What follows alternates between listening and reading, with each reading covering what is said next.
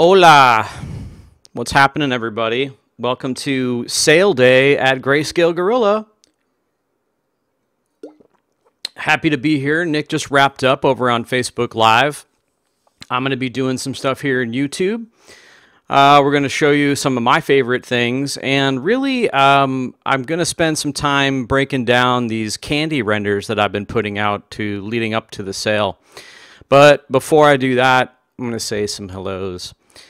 What's up, everybody? Good to see everybody. Grant's in there. Bobby's in there. 531 giving me a ho ho ho. What's up?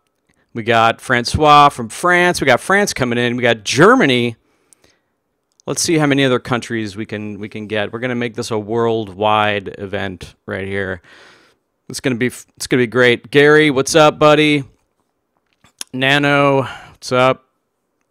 We got I can't even pronounce that. That's like I'm tragically American. I apologize.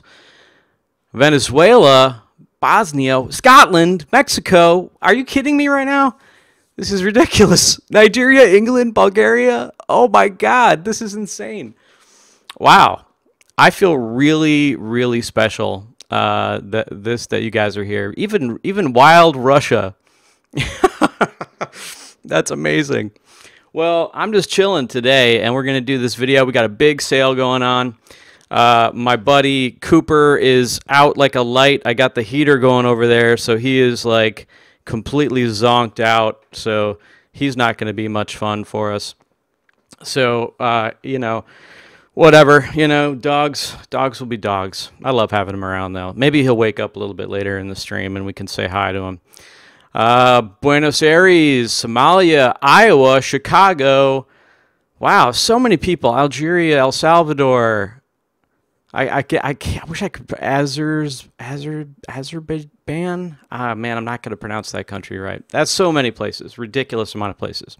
All right, so what are we doing here? It's pretty obvious due to the media onslaught that we've delivered upon you that we are having a sale today. We are having a giant 40% off sale to celebrate you, our customers, and to celebrate the holidays. So if you go to our website, www.greyscalegorilla.com/sale, you can see everything that we've got going on. The discount code is there. There's a cool price guide where you can see exactly what am I going to get today for what price. It's a real easy way to kind of see what you want and how much you can cram into that shopping cart before your boss or loved ones yell at you. So I'm going to spend today doing a couple things. Like I said, I'm going to show you some of these candy renders. If you've not seen any of these mint candy renders that I've been doing as a promotion for the sale, then you're lucky because they've been everywhere. I mean, I feel like they're all over Facebook. They're all over our website. So they're everywhere. Go check them out. But I'm going to walk you through. We're going to animate some using Signal today. I'm going to light them up using HDRI Link. I'm going to show you the shader that I made in Arnold. And I'm also going to show the shader that I made in Redshift as well. Because I went ahead and I did both. Like, why not, right? I mean, I got to cover all my bases. Those are my two go-tos. So yeah, all right, well, we've said our hellos, and I think we're about ready to jump in. Is everybody ready to take a look at this stuff? Yeah? All right, let's do it. All right, I'm going to jump in. Make sure everything's working here. All right, so here we are. We're in Cinema. If you haven't seen this image or this render that is showing up right here, you should definitely go check it out. I think we posted it on our Facebook and our Twitter, and this one is not animated, but there's several different versions of this kind of kicking around. This is the one that I think went out to Instagram, I believe. So this is Arnold, but don't worry, Redshift people, I will cover you as well, and we're not going to get too deep into the rendering really because I want to show you Signal. If you don't know what Signal is kind of a procedural animation tool that we sell on our site, and it's a fantastic plugin. I use it quite a bit. So right now, this is a still. It's not moving. We've got no animation going on right now at all.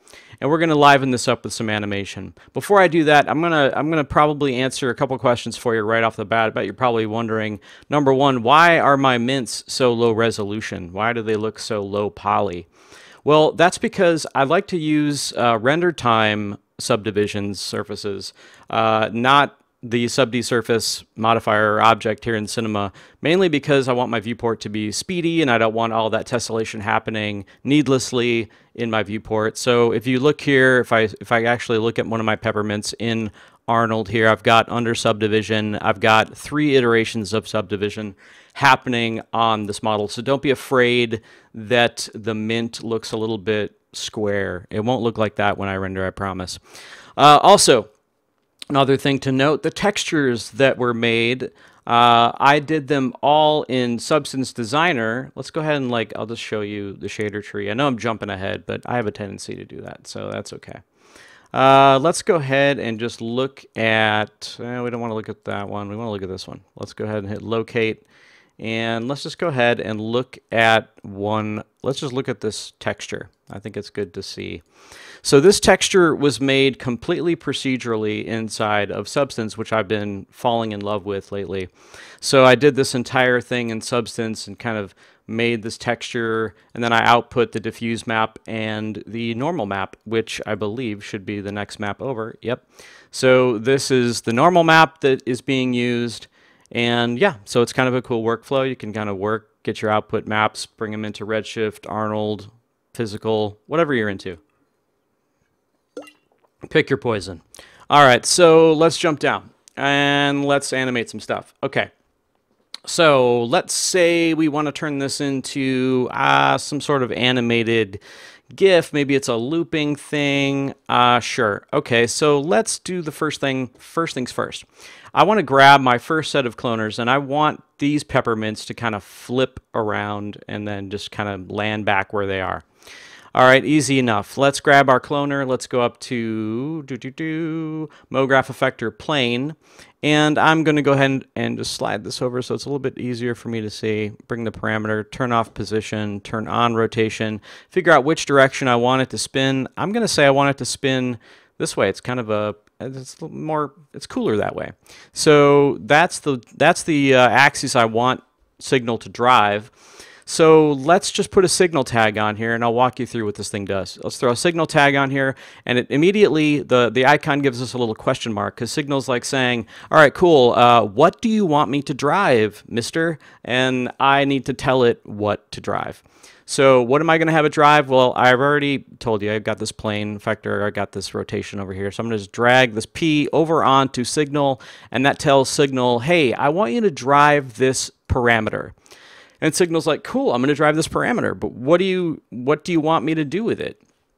Well, I want you to rotate it from 0 to -13 degrees. Well, no, that's not actually right. I don't want it to rotate -13 degrees. I want to rotate it 180 degrees.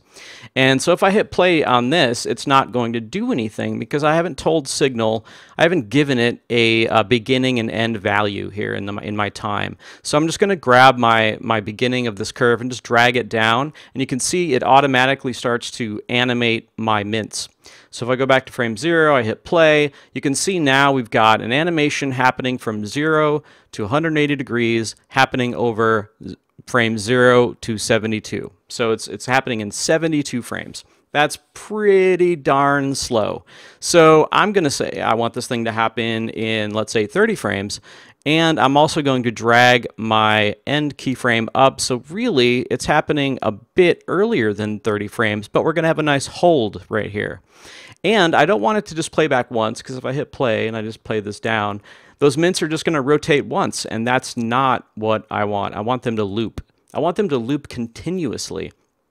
So you're thinking, okay, well, I hit loop, right? And let me just see what that looks like. I hit loop, and they pop right there. I'm not sure if that's coming through the stream, but they're popping because what it's doing is it's going from 0 to 180 degrees, and then once it hits frame 31, it's snapping back to 0. That's not what we want, right? We want this to be a continuous, clean, pretty loop. So what do we want to use? We want to use additive. This is going to continuously sort of build off of this animation. I wish you could see me drawing here. Maybe you can. I'm drawing, and it's going to keep going up and up and up and up. So let's go ahead and rewind. I'm going to hit play, and you're going to see those mints are now animating beautifully. Now, that's not enough. I want to do some more with those, and I think I want to do something with their heading, because I think that'd be kind of cool to have them spin almost like a optical illusion sort of thing. So let's grab yet another. I'm just going to move this over a little bit more. Trying to make room for myself. Throw another signal tag on here. And this time I'm going to grab the heading and throw that onto a signal tag. And this one I'm going to go ahead and say, well, 0 to 360. And let's pull it down. We don't want any ease in and ease out, because, I don't know, that's just going to look weird, especially if I set this to something like 30 frames and I have it go ahead and be additive. You're going to see that these mints are kind of doing, well, it looks kind of cool, but it's not really what I want. The mints are spinning, and then they're slowing down and stopping, spinning and slowing down and stopping, so that's not really what we want. So I need to make these linear. And how do we do that? Really easy. Just right-click, spline preset, linear, done. I'm going to go ahead and hit play now, and they're continuously spinning, way too fast for my taste, but they're spinning nonetheless. So how could I make them go slower? I could increase the end frame to make it happen over a longer period of time, let's say 90 frames. Or I could come up here and have it rotate a lesser degree, maybe 90 degrees. And because we're using additive, either way is fine, because it's actually just going to keep adding on to that curve. That's feeling pretty good. It's going the wrong way, though. It's actually flipped. I don't want it to spin that way. I want it to spin the opposite. So I could do that a couple different ways. I could just swap these two numbers. I could put 90 degrees here, 0 degrees here. Or I believe, if I'm not mistaken, yep, I could say flip horizontal, and we're done. Look at that. That's Signal. The beauty of Signal. All right, so we've got our first row kind of doing what we want. And let's get our second row going. So let's grab our second row. We're going to grab another effector. We'll do a plane effector. Make sure that we turn off parameter of position, turn on rotation, figure out what direction we want these guys to go. We're going to use the same one. And we'll start from scratch because, you know, we're here. We might as well. I'll grab that rotation, throw it onto Signal, do a similar thing where it's going to be, I don't know, we'll do 360 on this one, and it'll happen in 60 frames. I'm moving kind of fast here. Cool. So we want that to be additive, so it keeps going. Great. I'm going to create a hold just by sliding that up. So now we've got a nice hold. Cool. And I think my problem is that I want it to sort of happen in more of a cascading manner. I want these first ones to go, then the second one to go. So let's go ahead and do that. And I don't want it to be 360. That's too many rotations. I just want it to be 180. I think it's going to be prettier. All right, so we need to offset the time so that it cascades with our first ring of mints. So we could do that a couple different ways. We could change our start frame and end frame and sort of like, you know, oh, it's 60 frames, add 60, you know, do that sort of thing. Or we could use this nifty little frame offset. So I'm going to offset it by 15 frames and see if that's enough. And that is not enough. Let's try, maybe it's got to be less. Yeah, 5 frames I think feels pretty good. And let's go back and look what our original one was. Our original one is happening in 30 frames, and we actually are making it happen more in 15. So we probably want this one to happen in a similar time frame. So let's go ahead and do that. There we go. Now it's working. Now let's make sure it's about 8 frames off. There. Cool. Now we've got that. We dig that. Now let's work on our last row. And let's go ahead and do the same thing. We're going to add a plane effector, and let's go ahead. Actually, I'm not sure if I had my cloner selected there. Let's just see. Yep. Okay, cool. Turn off position, on rotation, grab a signal tag, grab the plane effector. I already know which direction I want it to be rotating, so I'll put it right there. And because I'm doing all of this from memory, basically, it's really pretty easy to do, though. I mean, it doesn't really take a whole lot. I can just even start, while it's playing, I'm even going to just mess with it and make it happen because it's just that easy. So this one, I'm going to make sure I offset it by maybe 10 frames. And there, we're done. So how many minutes was that? Is anybody counting? That's pretty dang fast. But our hero mint is really boring. Our hero mint is not doing anything right now. and that won't do. So let's make our hero mint do something in the center. Something, maybe it's just going to be a flip, like a rotate 180 degrees and then a hold and then maybe rotate again or something like that. So how would we do that? Very simple. We'll just grab our hero peppermint right here, and we're going to throw a signal tag on that peppermint, and we're going to figure out which, well, you know what? I don't necessarily, I really like this kind of canted angle of the mint, and I really like the direction it's going. So I'm going to undo the creation, or actually I'm just going to delete that signal tag. And I'm just going to group this into a null so that I can just have a clean null to rotate right here. Oh, wow, I've got a copy. Looks like I've got a copy going. Oh, this guy. Yeah, okay. So now I have like a clean null to rotate, and it'll be much easier to sort of get what I want out of that. And I can do, if I wanted to, I could do a couple levels of hierarchy animation on this. All right, so let's grab a signal tag. Let's figure out which direction we want this thing to rotate. Let's just say it's going to be in the heading for sure. So let's grab the H and drag it over. And I'm going to drag my beginning to 0, and let's make it happen pretty. I want a pretty decent hold. So it's going to do the animation and then hold for this duration. And I'm going to make it 60 frames, and we'll make it do -180. And let's just go ahead and see what that looks like. Cool. That's great, but it is actually not the direction. It's kind of like, because it wasn't at 0 when I started, so that's going to kind of screw me up, right? Well, that's kind of why I chose to do this with a hierarchy, so that I could if I wanted to. This is kind of a cheap and dirty way of doing it, but I'll grab my peppermint right below it, and I'll just cheat it back to where I liked it, which was somewhere in that vicinity. So that's kind of a nice way of cheating. And I don't want it to be 180. Let's say we want it to be 360. Let's say it's going to be 360. So now we're going to do a nice little positive spin.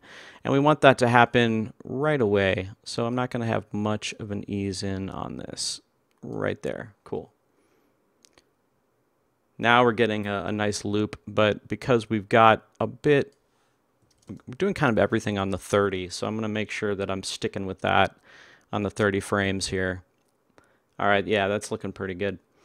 And now I'm going to go ahead and just add a little bit of a wobble, or maybe actually it kind of comes towards camera a little bit. That might be kind of cool. So I'm going to grab another signal tag. This time I'm going to kind of figure out like what I want it to do. Well, I want it to kind of come out towards the camera. So I'm going to grab that, drag it onto another signal tag, and let's go ahead and have it start. Do we want it to start back here? And then maybe it's going to go like -300. And that's probably way too far away. So let's try this, and let's have it happen in 60 frames. And this one we are going to ping pong. So it's going to actually do that ping pong motion. It'll go up to here, and then it'll run back. So it should be like a nice seamless loop. Let's make it 30 frames so it's a little bit faster, a little easier to see.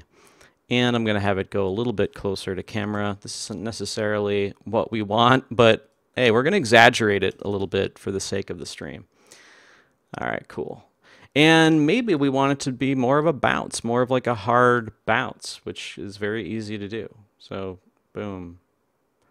I don't necessarily like how the spin is happening like so fast now. Easy to change. We can just change our duration of that 360-degree spin. We can also make it hold less. There we go. Done. Look at that.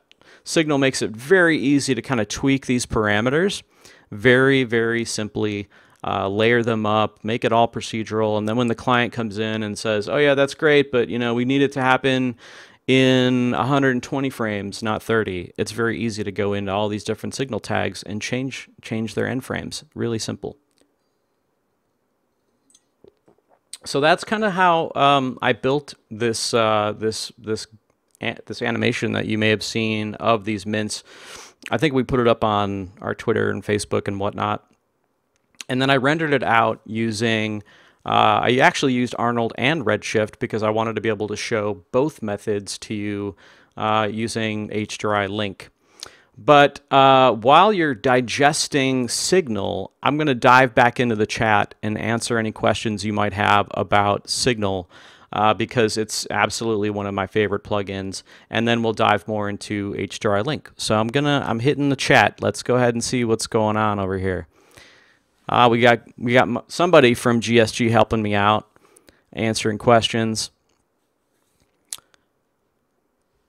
Boom. We got all. Wow, let's see some chatter in here. Come on, people. Signal is great. It's on sale. It's 40% off today, and I highly recommend it. It's fantastic. It's definitely changed how I approach doing these types of animations. Blue Sand Studios, what's up from LA?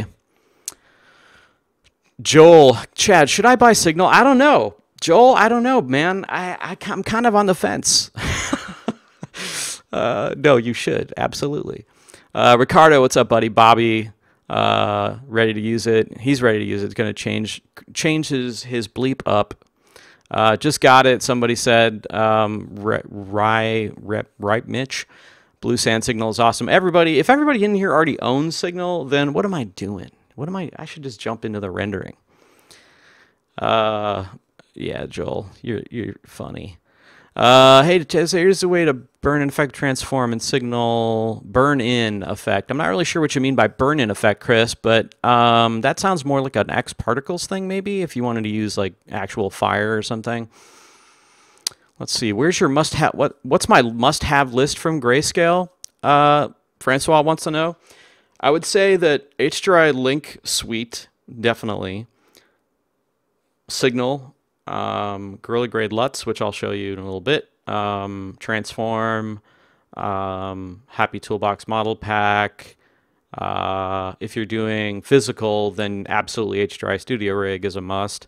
Yeah, I mean, they're all great. I mean, and I'm not just saying that because I work here either. I mean, they're really good at what they do. Let's see. Does Signal work well with X particles, like changing the amount of particles emitted, etc.? Yes, it does, I believe. I believe Chris has actually done demos to that effect. How would Signal work with leaves? Ricardo wants to know. Well, Signal drives animation. So think about anything that you would animate and how you might want Signal to drive it for you. If I were doing leaves with Signal, I'm not really sure. I think if it were like a bunch of leaves, maybe like floating zero gravity, and they're all kind of spinning, that would be a good way of using it. There's lots of different ways you could tackle that.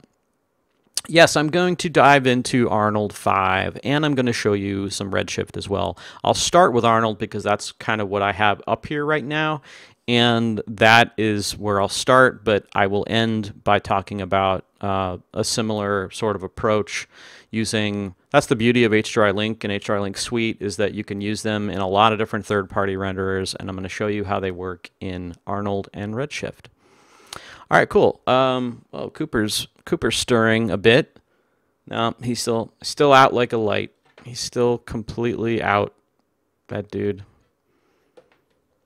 He gets cold. He doesn't have a really thick coat of fur, so when it gets cold, he like tries to find a heat source and just spends all of his time by the heat source. All right, let's dive in. All right, back into it. Back into it. Here we go.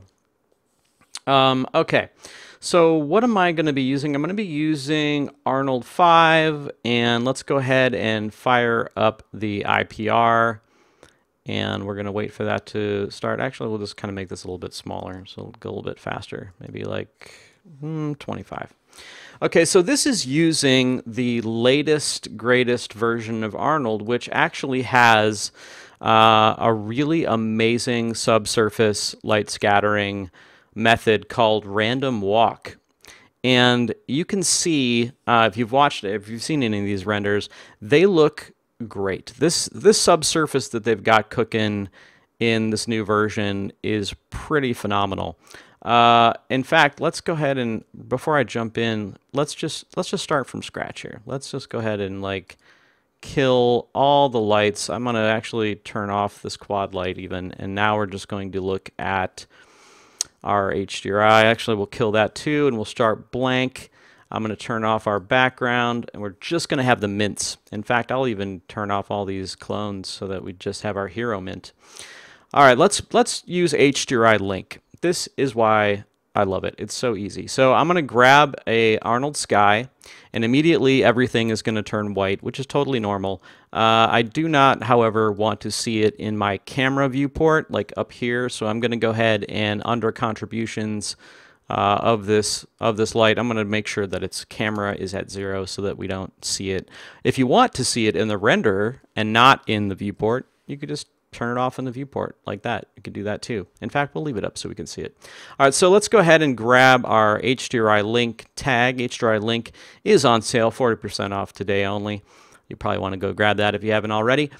Arnold skylight, grab it. Go over to the color tab. Go down to texture. This is new, by the way. If you haven't seen this, the little drop down here. So go to texture. It's going to automatically open up a finder.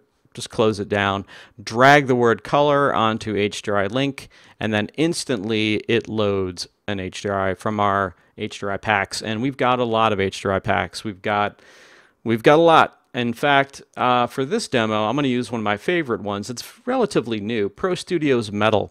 This isn't a metal object, but I still think it's relevant. I still think we should use it because it's cool. All right, so here we go. You can already see the subsurface happening on this guy. I'm going to draw a render region around it, and I'm going to increase its size a little bit so you can see it a little bit better. So yeah, this is really good subsurface, and I've used subsurface in just about every renderer you can think of. So this light source, this is one of the, like I said, the Pro Studios Metal pack that's available, also 40% off today. And it's just got two kind of soft boxes, pretty simple. And to make this a little bit easier to see, though, I'm actually going to go to Studio Basics and load one that just has one light so that you can really see the subsurface-ness of our mint. So you can see how the light is bouncing around inside the mint, and it looks it has a very realistic fall off here. And let's go ahead and look at the shader just so you can see what the settings are. And this is another thing that I love about the subsurface in Arnold, is that it's very simple. It's not a whole lot to understand. You've got weight, meaning how much is the subsurface contributing overall to the shading. And then you also have some presets here, which is great. I mean, they've even got a preset for chicken. I don't know why, but I think that's funny. But you've got the radius here, which is really easy to understand. It's basically like, okay, how far do you want light to penetrate into your object? And each one of these little parameters, this one stands for the red channel, this one stands for the green channel, and this one is the blue channel. So if I'm actually letting more of the red light bounce around into the surface, we're getting this sort of warm color in our mint. And then the scale is actually saying, okay, well, we know that you might find a good ratio of these three, but then all of a sudden the scene scale changes, and all of a sudden you need to make it much larger. You don't want to have to come in here and figure out the math on like making this all 10 times bigger, 20 times bigger, whatever. So you can just kind of come in here and type the scale. Like if we bring the scale way down to 1, you're going to see that light barely penetrates our mint. It's actually this is probably more realistic. I kind of boosted it up to make it a little bit more obvious, but really light penetrates in a mint probably about this far. So actually, hey, we'll just leave it. We like it. And you're going to want to turn on this random walk. This is the new one that I'm talking about here. This new random walk subsurface is just absolutely killer. It looks phenomenal. Okay, so we've got random walk on. We've got our scale. We've got everything kind of set the way we want it here in our shader. We're not here to talk about subsurface. I just thought I would share that because I really like it. Also, you're going to want to make sure in your Arnold render settings that you actually are letting it actually calculate some subsurface. So I'm using really low quality settings right now so that it goes a little bit faster.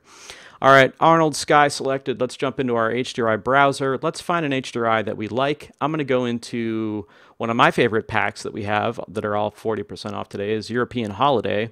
And I'm going to use Office Space because I know that one is going to work out for what I need. Okay, so now we've got a mint floating in an office. Makes total sense. Makes total sense, right? Not really, but whatever. All right, so let's find a rotation on this that we like. You can just grab your Arnold Sky and you can come over here and start to rotate it till you find something you like. I'm also going to go into the advanced tab of our link tag here and change the resolution from full to preview. Now, that is a really important setting to getting really fast interactive swapping of HDRIs, which is what I'm doing right now. I'm literally clicking and swapping HDRI to HDRI till I find one that I like. Actually, I'm actually kind of feeling this one. It's outdoorsy, but I'll go back to the office space. I think this one has some nice lights in it. All right, let's go to the Arnold Sky. I'm going to rotate it till I put the highlights exactly kind of where I want them, which is going to be I just want them to kind of touch the side of the mint right here, just a little bit. And that looks pretty darn close to what I want. Let's go ahead and make sure that our samples are decent. I'm not really going to get into it too much, but I'll just increase the samples to 2. I'm going to back my scale off so I can see the entire frame here. Let's back this up to maybe like 30%. Let's turn on all of our other mints, and not the one that was a duplicate though. All right, so now we've got all of our mints happening. We've got the subsurface kicking in. We've got HDRI Link going. We've got Signal animating everything. And I think it's looking pretty good. The only thing I think it needs right now is some depth of field and a background. Well, I've already got a background made, so I'll just go ahead and unhide that. And it's pretty simple. It's just a plane with a simple shader on it, but it'll be enough for what I need it to do right now. I do need to copy over the subsurface settings that I had put on this mint that looks fantastic, and these mints are looking very odd and almost kind of washed out looking. So I'm going to grab those mints, and I think I remember correctly, I had those set to a weight or scale, sorry, of 1. So let's go ahead and grab those guys and change their weight to 1 as well. Now everybody matches and looks pretty. All right, let's add some depth of field. Let's grab our camera that we're looking through. I'm going to delete the camera, the Arnold tag, so I'll show you how we do that. All right, I just caught the chat. Chris Schmidt says, everything Chad ever renders looks tasty. Well, thanks, Chris. Actually, I was inspired by Wreck-It Ralph. If you've ever watched Wreck-It Ralph, oh my God, that movie, I could watch that movie over and over again, I swear. And I love the shading in that movie. Everything in there just looks so edible and delicious. Okay, so where was I lost my train of thought, Chris. Where was I? Oh, adding depth of field. Okay. So, by the way, Cooper just left. Later, Cooper. Camera, I got my camera selected. I'm going to grab an Arnold tag. I'm going to come over to the enable depth of field. And I'm going to go ahead and turn this up to, I don't know, 4.04, something relatively large. So another nice feature about the Arnold IPR, I can just right-click and say Pick Focus. So it's just going to focus on my lead mint. This isn't necessarily going to work well with our animation because he's kind of bouncing it like forward and backward. I think maybe I made that a bit strong. Turn that down a little bit. And yeah, there we have some DOF, some depth of field going on. Honestly, though, if I was rendering this out in Arnold, I might not render it within camera depth of field. I might do the depth of field in post using like lens care depth of field or something. But for now, I think this is fine. I'm not going to let this demo skew or take a side turn into samples and all that sort of thing with Arnold because, after all, we're here to look at HDRI Link and Signal and all the other great stuff we have on sale right now. So, but I will show you a nice feature. If you're just looking to sort of like audition different HDRIs for a shot like this, you could very easily sort of let this cook down a few seconds till you can kind of see what you're looking at. Then hit this little picture, and it's going to save that to your picture viewer. Okay, so then you can say, okay, I like that one. All right, I want to remember that. And now I'm going to try maybe a different, I'm just double clicking the HDRI Link icon to bring open the browser, and I'm going to try a different one. This one I'm going to pull out of, let's say, I don't know, Road Trip has some really interesting ones that have like a lot of cool highlights. Let's try like that. Woo, that's cool. It's really, I like what it's doing on this part up here. I also like the warm highlights that are coming. Actually, this one looks really good. I'm surprised I didn't come across this one when I was working on it before. All right, well, hey, I'm sold. Look at that, first try. That's how, maybe I subconsciously I knew that one was going to be good or something. I don't know. But all right, let's go ahead and screenshot that one as well. And now we can do a little comparison. We can say, hey, client, you like that one? You like that one? Your pick. They'll probably like this one. Actually, I like this one better because it's got a cooler looking highlight. I don't know, just me, I guess. I don't know how many of you actually use this feature too. I use it quite a bit, the little A/B feature. If I tap over this image and I hit if I just hit A, let me see if it'll actually work here. A, maybe it doesn't work. It should work. Do I have to hit capital A? Oh, that's weird. I wonder if it's because this is going. It's telling me that A is my hotkey. Weird. When I'll have to report that to the Arnold guys. The IPR was going and it wouldn't let me hotkey this. All right, so I'm going to hit B, and now you've got a nice little like A/B, and clients always love it when you can do this. I don't know, just makes it just looks cool to like demo it and be like, you like this or this, this or this, and you can pretend you work in an eye doctor office and say, is this better or is this better, or whatever. Sorry. My comedy stylings are not so great. All right, so let's go ahead and jump into the similar approach, or how do you set up HDRI Link with Redshift? Okay, while I set up my Redshift scene, I'm gonna jump back, and you're gonna be forced to look at my mug, and I'm gonna, while I'm setting that scene up, look at the chat and see what's going down. Let's go ahead and just jump into that. So go ahead and ask me a question while I'm setting this up. That would be great. Help me kill some time here. Doopy doopy doo. I feel like that's right. Okay, cool. All right, I'm gonna hit the chat here for a quick 2 seconds. Let's see. Murtaza wants to know, can you please suggest some good resources to learn character art and design? Geez, you know what? That is not my strength. That is not my forte. I'm sure someone in there might have some good material for you to check out. Zoder or XOTR, I don't know if I'm saying that right, wants to know the differences between Arnold and Redshift. Well, they are vast, and if you are interested in that subject, I was part of an article that Sakani Solomon did for Motionographer that talks about all the different third-party renderers that Cinema 4D has to offer, and we kind of break them all down into their strengths and all that sort of thing. So if you've been thinking about getting into third-party rendering, I highly recommend checking that article out. And then we have a post on our site. If you just Google it, you could just actually Google Greyscalegorilla, what renderer should I use? I think it's like the first link that'll come up, and it'll actually sort of that's another article, great resource to learn all about what renderer might be best for your workflow. So yeah, Irfan wants to know, photorealism in Redshift, is it possible? Yes, it absolutely is possible. In fact, photorealism is actually kind of possible in almost all third-party renderers these days if you know what you're doing with them. So let's go ahead and jump in. I've got Redshift up, and I hope it doesn't destroy. Sometimes it's because Redshift uses all of my graphics cards, and to be fair, I want to just say that I do have 4 GTX 980 Ti's in this machine. I turned off one of them so that the stream could live, and hopefully it will live and not perish. So we've got Redshift up here. We've got a very similar scene. Now this one is the one that actually generated the animation that you may have seen floating around online. So there was a lot of stills that I was doing in Arnold, and then the animation I decided to do in Redshift. Not because one is better at it than the other. They're both fantastic for animation. They're built for animation, in fact. It's because I wanted to be able to do this demo and show both audiences what HDRI Link and HDRI Link Suite can do. Okay, so let's go ahead and fire up the IPR, or the render view, as it is called.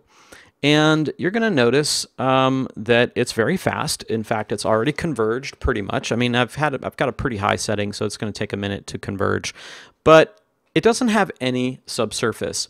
Without getting, I don't want the demo again to kind of divert into shading of the different renders and whatnot, but in order for me to see the, the subsurface happening in this mint, which is happening here in the multi-SSS tab, you cannot be in progressive mode or yeah, the you know, well, yeah, you call it progressive mode. I mean, the bucket mode, which is this little button here. I have a whole video, guys, of explaining how this works. Check out our YouTube channel where I talk about the differences between bucket and progressive and when to use it, when not to use it, all that sort of thing. So I use progressive mode when I'm doing the look dev and just kind of doing my initial shading. And then when I'm ready to look at the final image and look at how it's going to look when I kick it off to the farm or whatever, I go into bucket mode, and now you can see the subsurface has been added. I don't particularly think this subsurface is as pretty or as beautiful as the Arnold one, because this one is doing sort of a point-based subsurface. So it's actually kind of, without getting into the specifics of it, it's kind of a generalization subsurface. It's not as accurate. It's still great for this, though. It's perfect. I mean, these are just mints. They're not anything crazy here, so it's totally fine for this. Okay, so let's delete all the lights and show you HDRI Link working in Redshift. So you can see here I've got a dome light. So I'm going to go ahead and just turn that off, and I'm going to turn off this area light as well, and we should be left now with our default light. So it does have a default light, in case you're wondering. I'm actually also going to go back into progressive mode so that it goes a little bit faster. I'm going to open up my Redshift settings and lower my amount of passes so that I'm not sitting here waiting for it to converge on that many passes. I don't really need it to look that clean. Okay, cool. Also, just for the sake of speed, yeah, you know what? Forget it. We'll leave the we'll leave the depth of field on. Why not? Okay, so again, like before, the render time subdivision is happening via the tag, and let's go ahead and do what we did before. We'll hide all these guys and just look at our hero, and our hero is up here. You can see our hero. Where is he? Oh, there he is. He's got a Redshift tag as well. And the Redshift tag that I'm using is just the Redshift tag, and we're going to go into the Geometry tab, and you're going to notice that I've got my tessellation on, which again is the render time subdivision surface. I'm using screen space adaptive, which basically means the closer that I get to this object with my camera, the more likely it's going to, the more it's going to subdivide. It's fine for this. I have a bit more information about this on our YouTube channel, where I kind of go into a little bit more detail, I think, on how this stuff works. For right now, we're going to leave it. It's fine. I've also got displacement happening, but again, not going to cover that today. All right, so let's grab a dome light. So in Arnold, it's a skylight. In Redshift, it is a dome light. And again, once I create the dome light, everything sort of turns white. Let's hide that background plane so that we can just see what's going on. It does not show it in the viewport in Redshift, which is a bit of a bummer. Sometimes I like to see it in there just to see what's going on. But let's go ahead, or it doesn't show the color, but let's go ahead and throw HDRI Link on here. So it's, again, we're just going to grab HDRI Link tag, grab our dome light. This one you don't have to do anything fancy. All you have to do is drag the word dome map right onto the tag and hit boink, just let go. Immediately it loads it. It's beautiful. It works perfectly. I'm actually going to go into that tag again in the Advanced tab and turn on the preview mode, which is going to load a slightly lower resolution version of the HDRI to make things go a little bit faster. All right, so let's move this to a small. I just want to look at. Just want to say, like, look at how many HDRI packs we've got. I did a show all. So these are all the HDRI packs. Some of these, I have to admit, are my own personal ones, or ones that aren't out yet, that will be out soon, so they're a bit more than you can get on our site. But yeah, you can get a lot on our site, a lot of HDRI packs, and they're all reduced down 40%. They're 40% off today only, so go check those out. Okay, so what was that one that we found? I think it was in European Holiday, or no, was it? I think it was Road Trip, I believe, is where I found it, and I believe it was this one. Yeah, it was this one right here. And let's go ahead and bring this down. Let's rotate it till we find the same angle that we liked before. Was that? It's got to be something close to that right there. Yeah, that looks pretty close to what we had in Arnold. Yeah, I mean, I've got 4 GPUs, so this thing can cook pretty dang fast. So let's go ahead and turn on all of the other guys here. And let's make sure we're using the IPR undersampling, which is basically going to undersample the image to give me a faster preview here in my render view. Let's turn on our background. All right, cool. Now we don't have any subsurface on because, like I said before, we have to be in bucket mode to see that particular kind of subsurface. It still looks pretty darn good. I'm going to hit play. Redshift is even going to try to play it down while it's cooking, which is really kind of incredible. Or I could just tap down here further down into the animation to see what's going on. Great. So we've got HDRI Link going. This scene has already been pre-built with Signal. You can see all the tags right here. And everything is working great. Now let's go ahead and make sure, yeah, I think we do have, let's change our depth of field a little bit. I feel like it could be a little bit stronger. And the way that we're doing that, actually, we'll just go ahead and destroy this tag here on this camera. And let's go ahead and add a Redshift camera tag. And we're going to go under the bokeh and we're going to turn it on and we're going to say, well, how much bokeh do you want? How much circle of confusion radius are we talking about here? Well, let's do something crazy. Let's do like 4. Yeah, that's pretty good. And because I'm using progressive, I don't really care if it stays noisy because this is not how I'm going to render my final frame. My final frame is going to be using bucket mode. So if I go into bucket mode and I notice it looks noisy, I could change all the settings. Again, I think I've got a couple videos that you can watch on our YouTube channel that go over these settings in more detail to get rid of that noise. But for right now, I'm more interested in speed for the demo just to make sure that you guys don't get bored. So, what am I doing next? Well, a lot of people don't know, but I'm here to tell you about another tool that I use a lot in our tool shed, the Greyscalegorilla tool shed.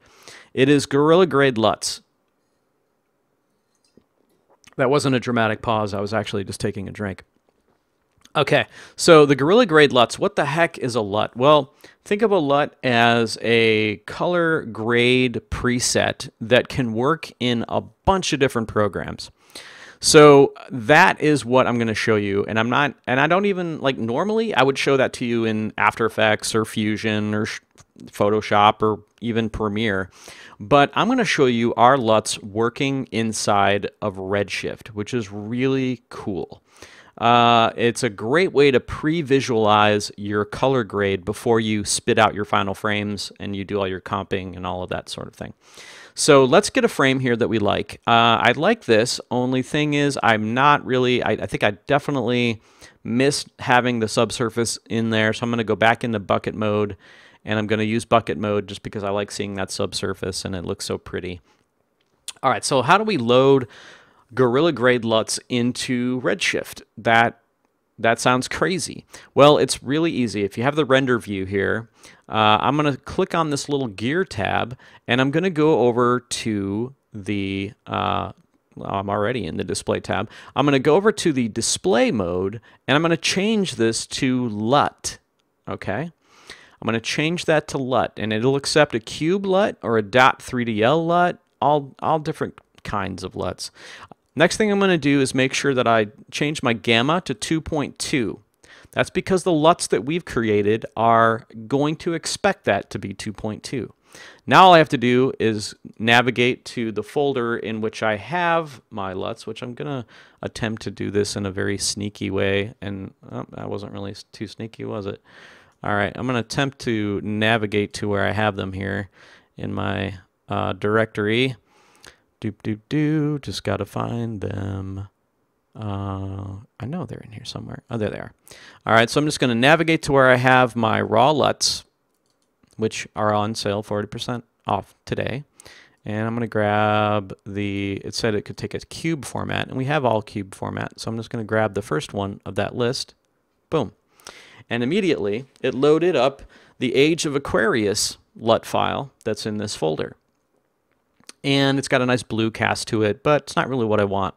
Well, because I chose the first in that list of LUTs when you get Gorilla Grade LUTs, I can actually see all of them that are in that particular folder. So I'm just going to tap down and grab that first one, and I'm just going to hit my arrow key on my keyboard and just start looking through the different color grades that I could apply with Gorilla Grade LUTs working inside of Redshift here. And it's probably, and this is another really awesome slider too. If they're too strong, like let's go back to one that's too strong. That's too strong.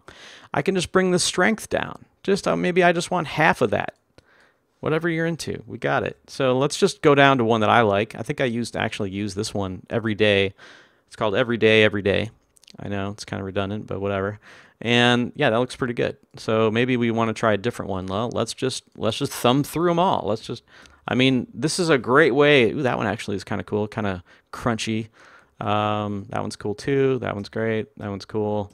Yeah, I mean, we've got 100 different looks. For regular price is $99, and today it's 40% off. So if you don't own Gorilla Grade LUTs, they work in Photoshop, After Effects, Fusion, Nuke, Redshift, Premiere, and 100 different looks. You can go to the site, check out all the different color grade looks that you can pull out of it. It's kind of fun. We've got these other ones too. Let me find these other ones for you. I'll have to back up out of this one. We've got ones that are specifically made to look like movies. It's called the cinematic series. I know, it's so cinematic. All right, so we've got cinematic here. What do we got loaded up? Let's start at the top. We've got Alien movie. We've got, what's this one called? Arctic Splendor. What is this one called? Big Deep. So all of these were taken, these color grids were kind of inspired by Chris and I's favorite movies. So there's ones called Falconry, Cool as Ice. There's like a horror one. See if you can, there's one called, let me see if I can find it. It's kind of cutting off the names here a little bit, but oh, here's one, Apocalypse. So this one is actually, this color grade is based on Apocalypse Now, which is one of my favorite films. Anyway, so yeah, Gorilla Grade LUTs working inside of Redshift. They also work inside of Fusion and After Effects and all that stuff too. Let's see, Bobby's saying Big Deep would make blood look pretty sick. All right, let's try that. Let's try Big Deep. All right, Big Deep, there it is. And if I crank it all the way up, it's like way too blue, but somewhere in there it looks pretty good. And we'll just tap down, see a different frame, let it catch up. Yeah, pretty rad. Pretty rad. All right, we're coming up on an hour. I think I've shown you just about everything I wanted to. We showed you Signal and how it can be used to create really easy looping animations.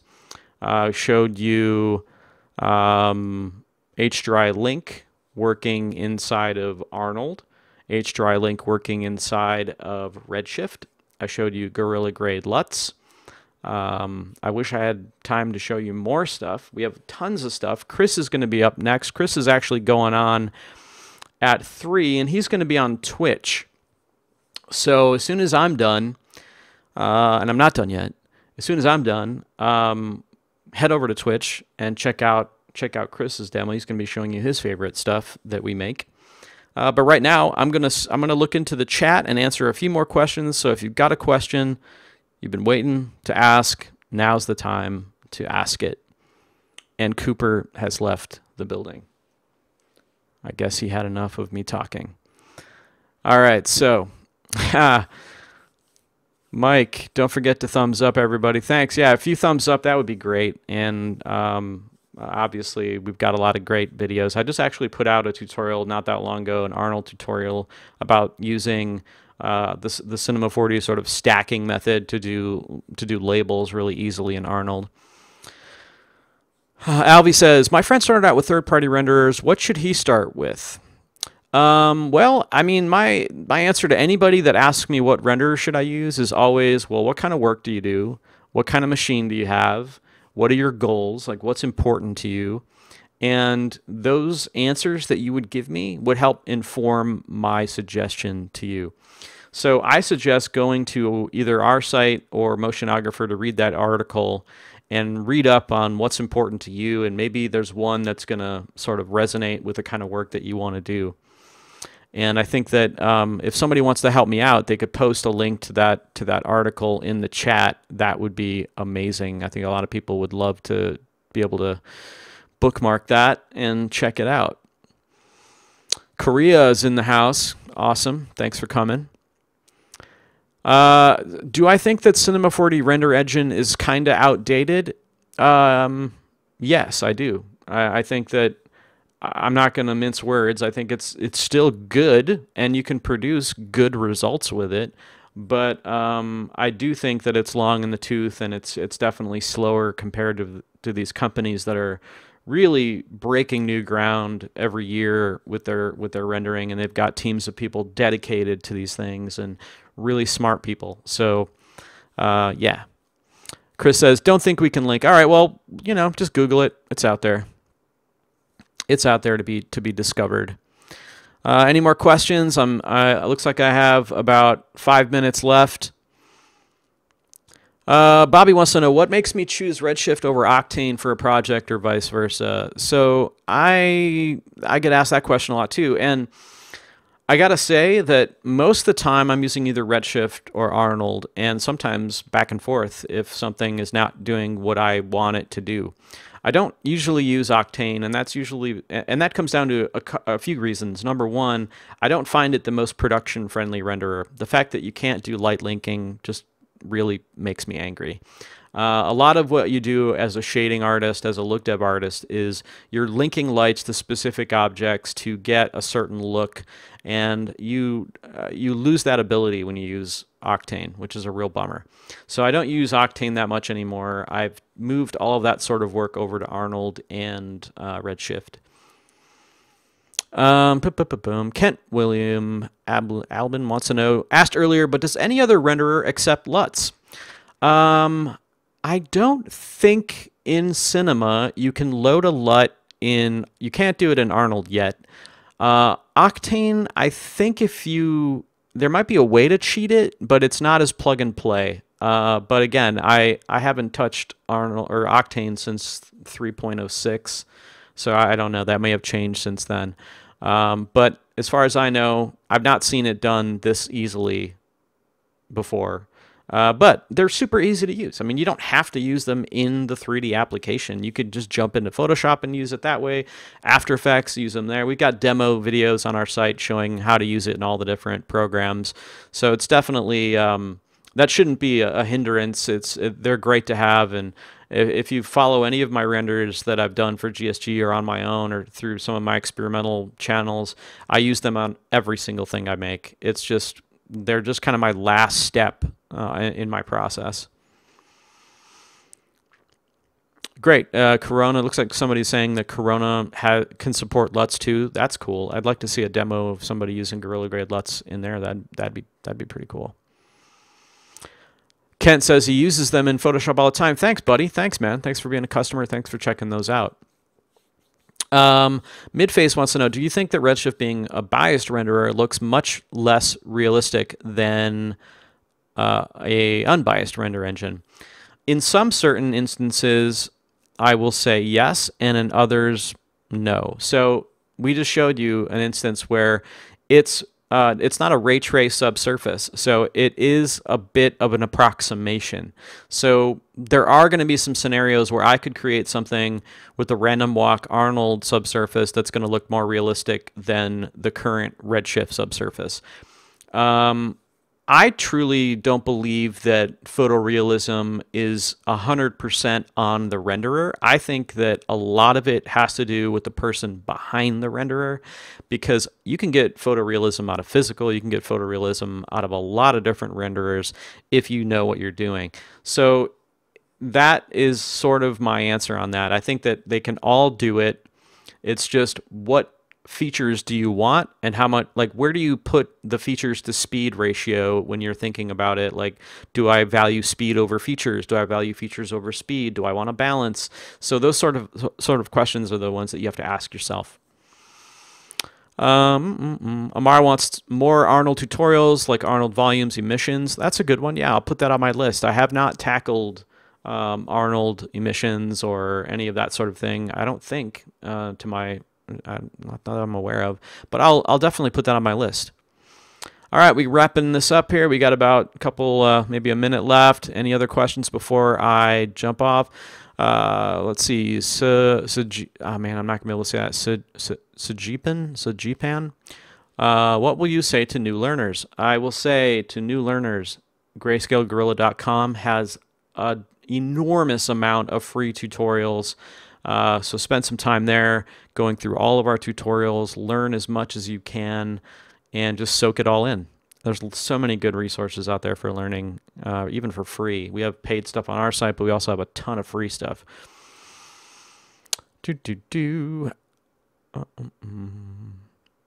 All right, so looks like it's slowing down. People are probably dipping off to go check out Chris, which is what I'm going to do.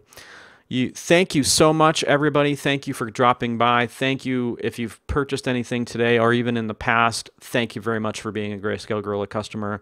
You are the reason that we do this. Without you and your support, none of this would be possible.